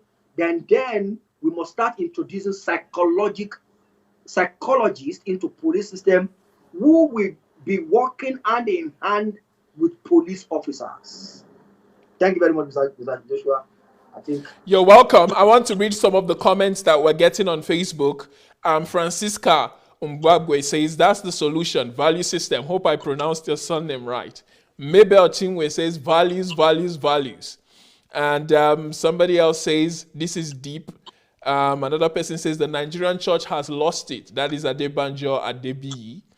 And somebody else says, that's Atobanti Bola Fanika, says, Mr. Israel is making me very happy with every point made, as if you are in my mind.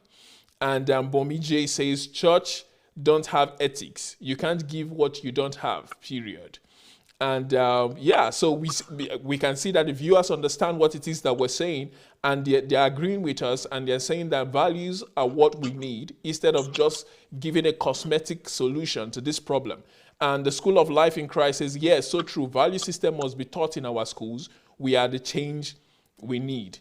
And Celestine says, a country that respects personality more than truth. And that is the truth. In Nigeria, a personality can change the law into whatever it is that they want. And that is why the police will come to you, and even if they're supposed to be law enforcement agents obeying the law, they will make up whatever law they like. In fact, I've seen cases where when you have every single thing that they require you to ask, for example, they ask for your license, they ask for your fire extinguisher, they ask for your putting on your seat belt, and everything is there.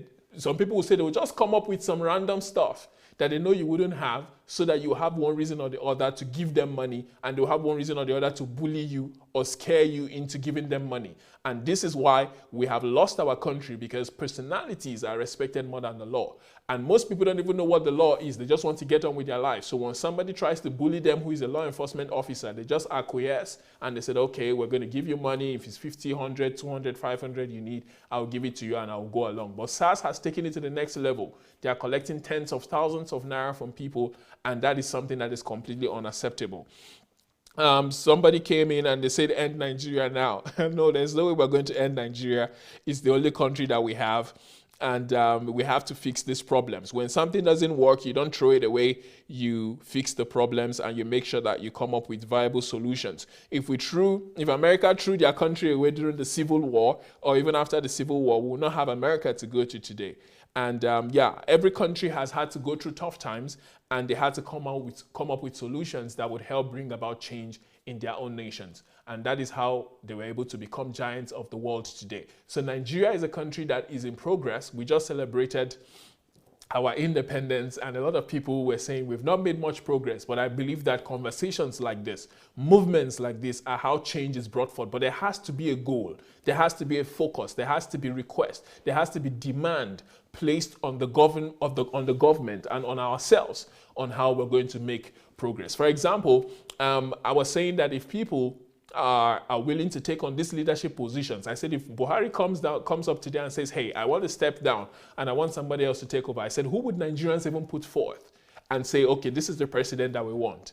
Nigerians cannot even agree on who they want to run the country because everybody seems to have their own idea of how things should be done. And we have to come together, form a consensus, especially the young people in the streets, and come up with a viable platform that we can run on in the next election. Now, I feel like Nigerians are not ready per se to have these detailed conversations. What do you think, Mr. Israel? Because their emotions are still running high from the SARS, and I don't think many of them are willing to listen to detailed plans or are willing to listen to the nuances of what it takes to form policy and to bring about viable solutions that are going to be put into place long term, not just something that will happen immediately, because these things don't happen as quick as most people want it to happen.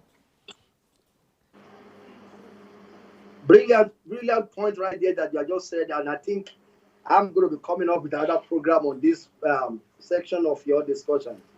I want you to know this thing today, that the generation we are complaining about are peradventure better than our generation.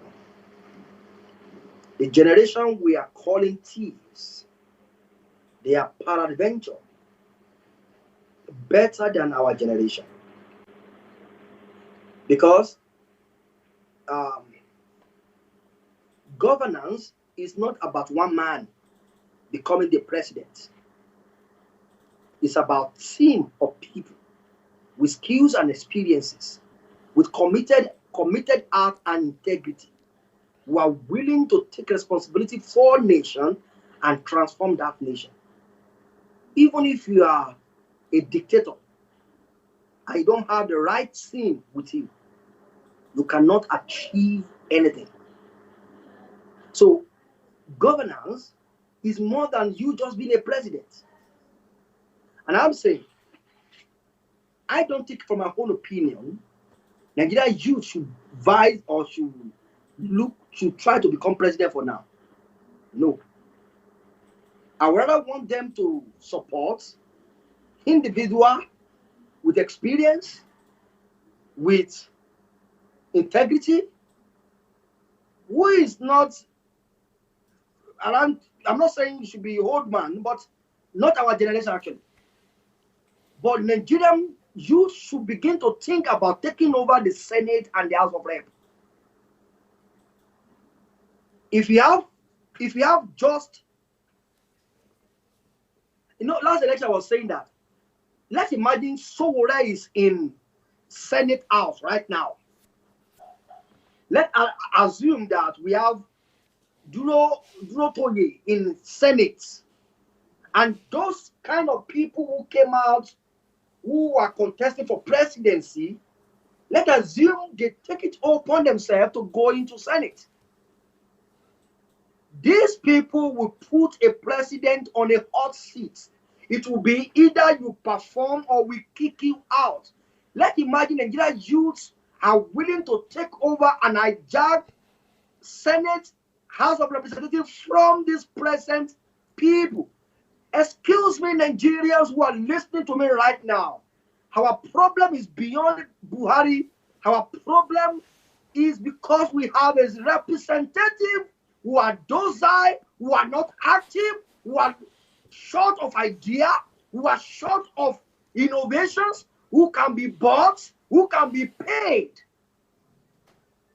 who are only submissive to godfatherisms, not because they care for you. They are there because of their own personal and their own party interest. If you will take over that parliament, put a dummy as a president. I mean, the most stupid human being, put it in the position as a president.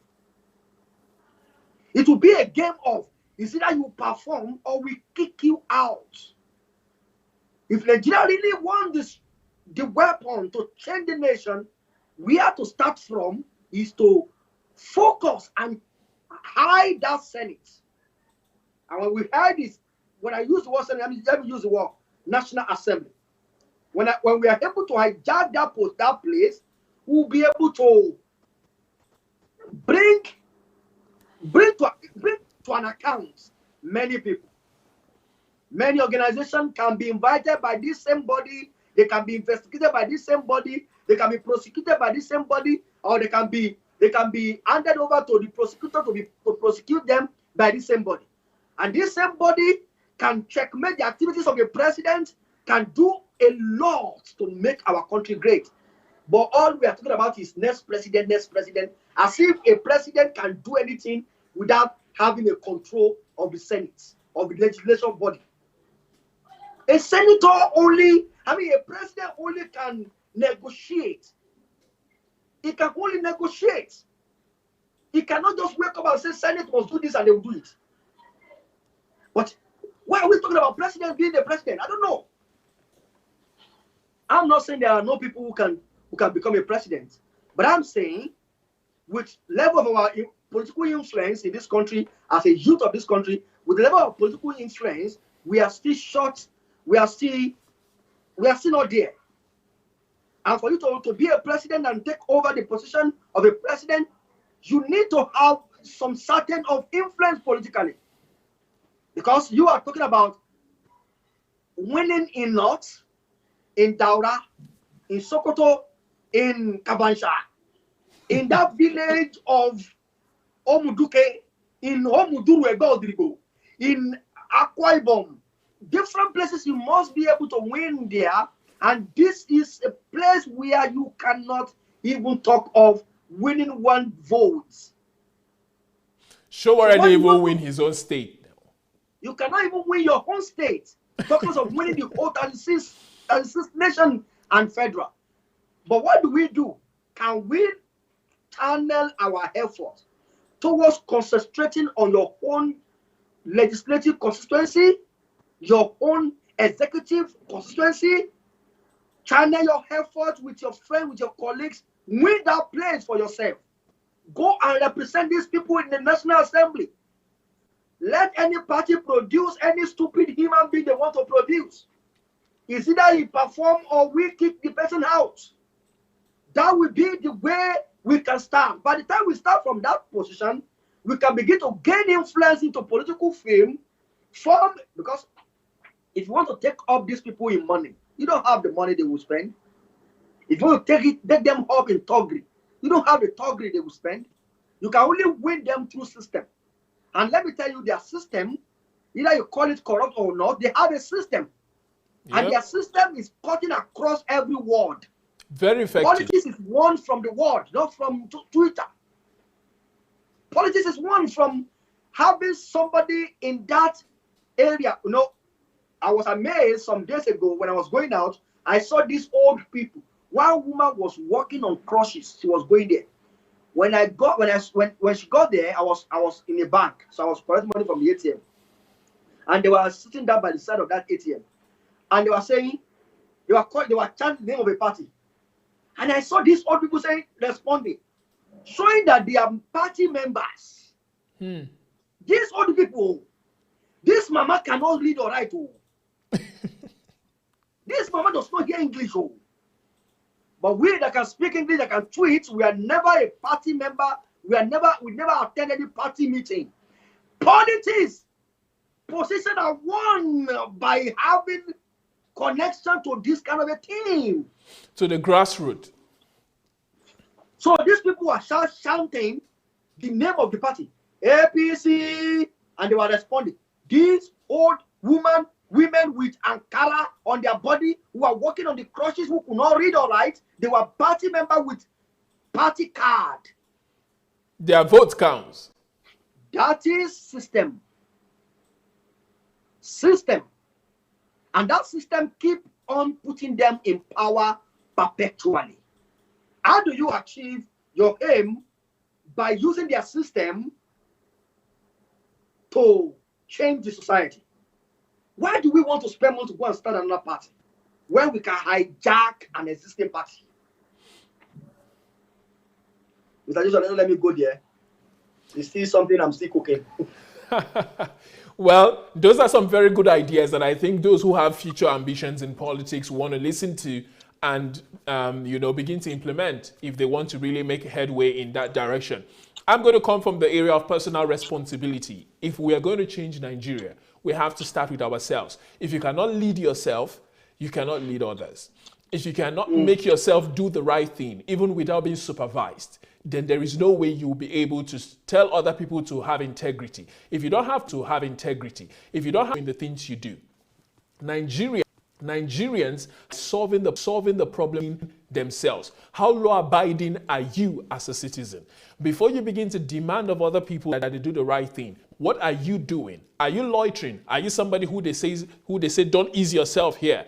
And as long as nobody's looking, you're doing that thing. You're easing yourself in the wrong place. You're throwing trash on the floor. You're disobeying the traffic commands. All of these things is what has made Nigeria the way it is, a chaotic society. I also discovered that Nigeria is a very violent society. It doesn't take anybody time for them to say they're going to slap you or they're going to beat you up. Nigerians don't like having dialogue. We need to bring civil discourse into the Nigerian society and normalize it. We need to be able to debate issues, come up with solutions that are actionable, come up with plans with timelines, and implement those plans. We have to be willing to disagree with each other without devolving into violence and without calling for each one person to be beheaded or to be beaten or to be slapped. Violence does not bring about a cohesive and a peaceful society. We have to be willing to air our differences publicly, discuss them, and then go about bringing about solutions in the end.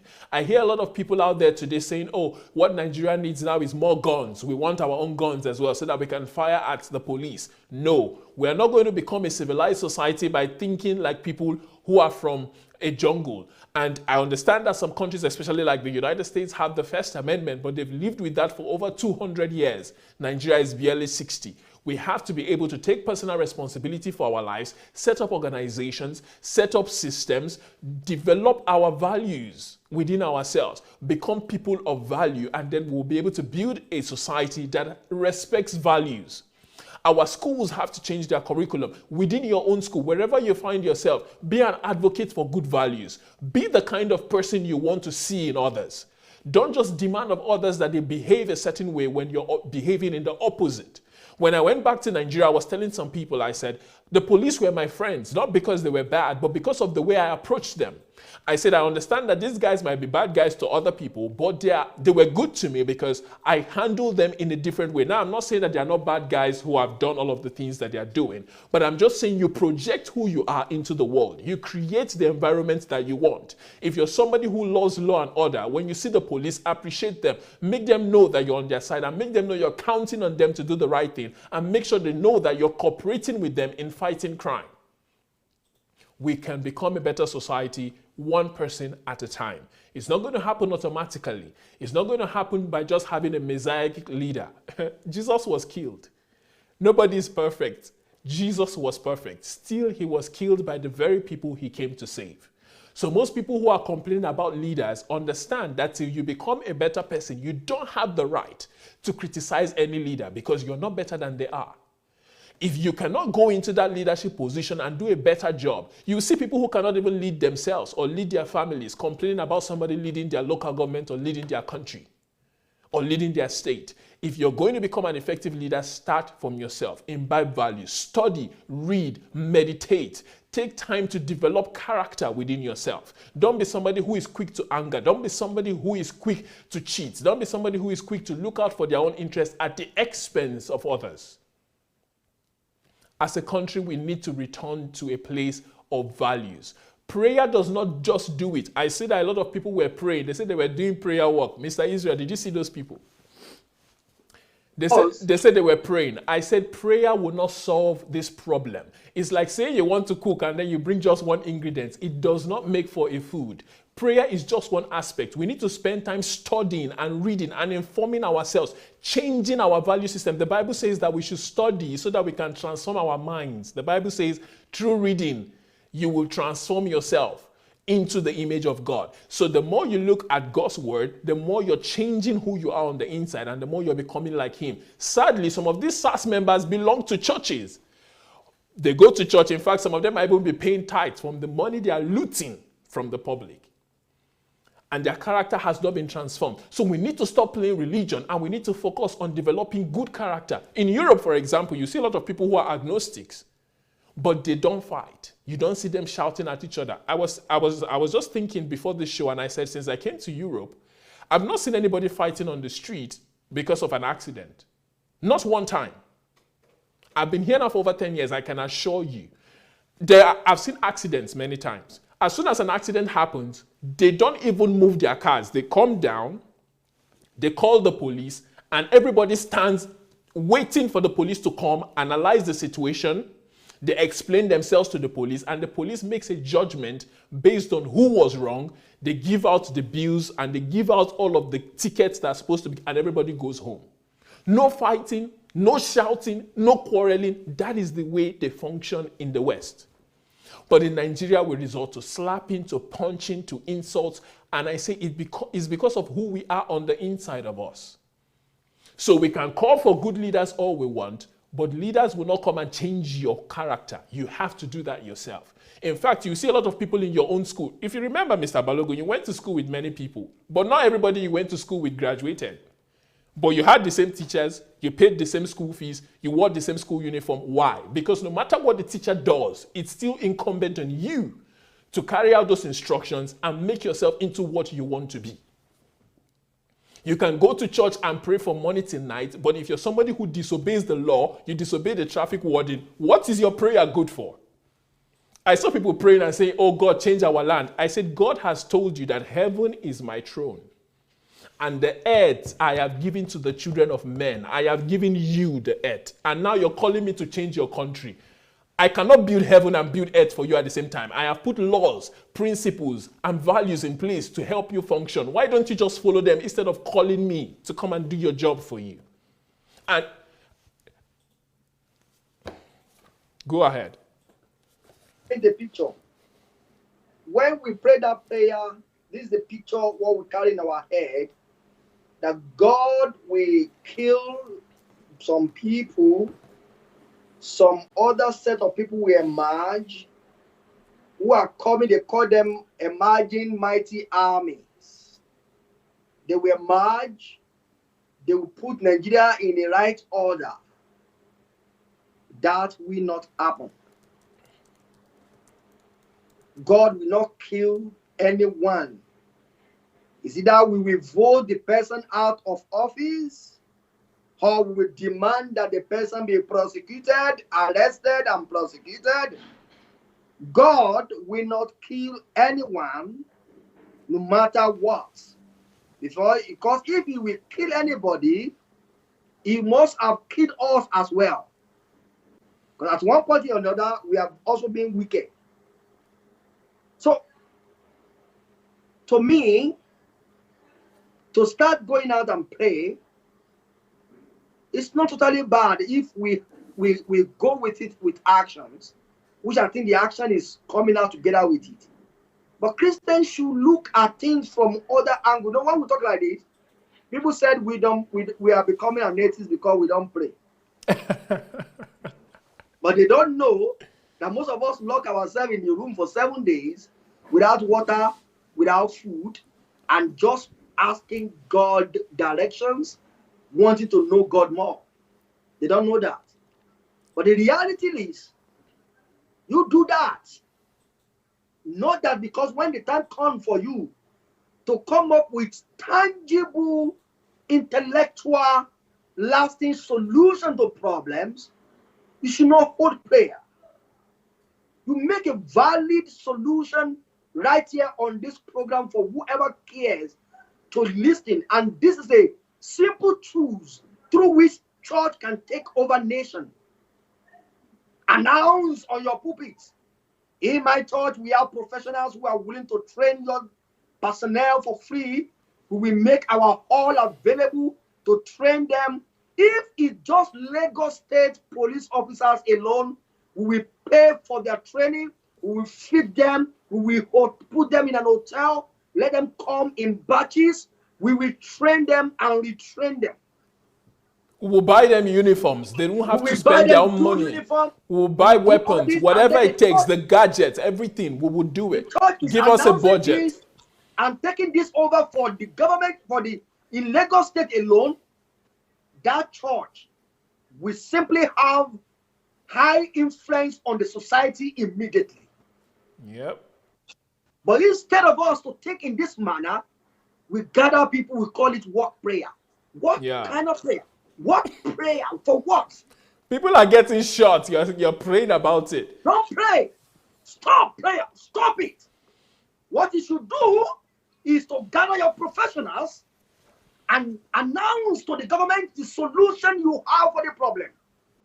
Announce the template, the blueprints. Nobody change a nation on their knees. In the history of the nations, if you have any, Mr. Joshua, I know you are individual who read why. If you have ever seen any nation change on the knees of prayerful people, tell me one. None. People Even who Smith go- Wigglesworth had to stand up from his knees to go do a lot of speaking and a lot of evangelizing. So knees were just one of the things he did. He didn't stop there. He had to take actions. He had to take steps to bring in about the So, change he wanted to see. even the knees only allow you to receive instructions, directions, and then to receive divine strength to do many things.